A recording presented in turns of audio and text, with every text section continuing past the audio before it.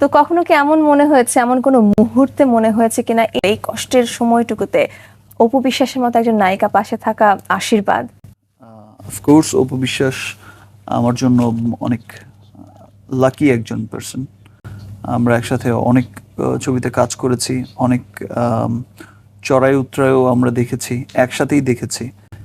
এমন অনেক বাজে সময়ও গেছে, মনে হয়েছে যে ফাইন, এই বুঝি এবার ঈদ থেকেই বা এই ছবিটি থেকেই বা এই এখন থেকেই বুঝি হারিয়ে যাচ্ছে এরা, আর কি তলিয়ে যাচ্ছে।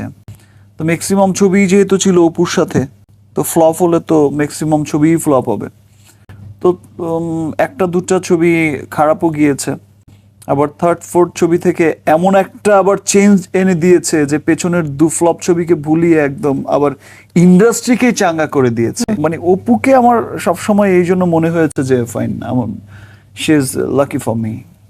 বন্ধুরা, ভিডিওটা দেখার পর আপনার মন্তব্য কি কমেন্ট করে জানাবেন, আর ভিডিওটা ভালো লাগলে লাইক এন্ড সাবস্ক্রাইব করে দিবেন। ধন্যবাদ।